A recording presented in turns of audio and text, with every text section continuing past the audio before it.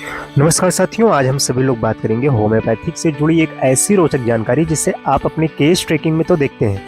लेकिन कभी कभी होता क्या है कि छोटी छोटी सी ऑब्जर्वेशन के थ्रू हम एक बड़ा केस छोड़ देते हैं, जिसकी वजह से हम उस पेशेंट को बहुत अच्छा रिजल्ट नहीं दे पाते हैं। तो होम्योपैथिक में फर्स्ट प्रायोरिटी केस ट्रैकिंग के सेक्शन में हम सभी लोग आज बात करेंगे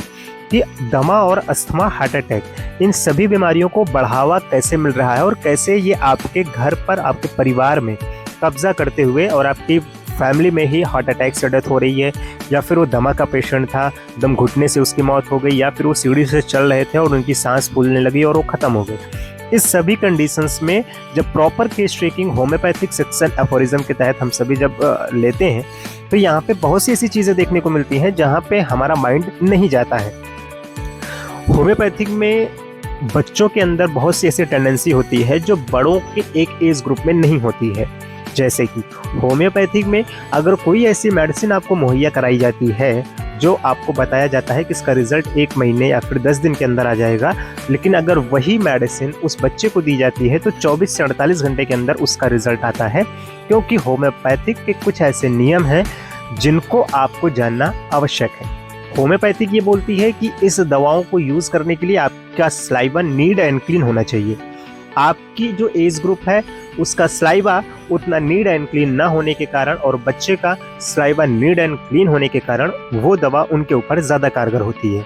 और बच्चों में ही शुरू से ही दमा, अस्थमा जब फैमिली में नहीं था तो बच्चों में ट्रांसमिट कैसे हो जाता है, आज हम इसी टॉपिक को लेकर आप सभी के साथ जुड़ रहे हैं। सर्वप्रथम मैं आपको बता दूं दोस्तों, होता क्या है कि जब बच्चा पैदा होता है तो परिवार में माँ की जिम्मेदारी होती है, पिता को बाहर जाने की जिम्मेदारी होती है। इस दौरान जब बच्चा दिन में सोता है तो कमरों को बंद कर दिया जाता है और उसमें मॉर्टिन चला दी जाती है या फिर कोयल को जला दिया जाता है, जिसकी वजह से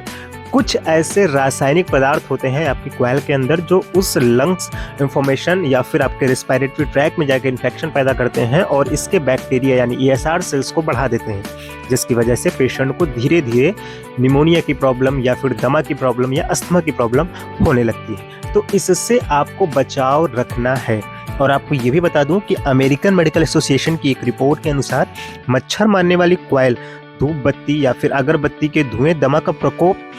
बढ़ जाता है, ऐसा अमेरिकन मेडिकल एसोसिएशन की एक रिकॉर्ड में लिखा गया है। कोयल की स्थिति कुछ रासायनिक पदार्थों का धुआं जो होता है वो सांस के माध्यम से जब आपके फेफड़े में पहुंचता है तो वहां पर एक एलर्जी को उत्पन्न करता है। ऐसी एलर्जी के कारण दमे को बढ़ावा देने का कार्य करते हैं। इसलिए आप सभी से निवेदन है कि मच्छरों से बचने के लिए आप सभी लोग कोयल या फिर मॉर्टिन का प्रयोग ना करके मच्छरदानी का प्रयोग करें।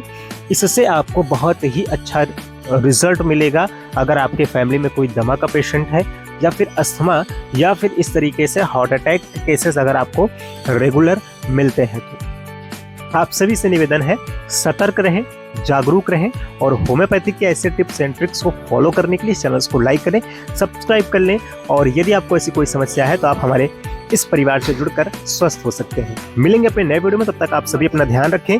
स्वस्थ रहें, मस्त रहें।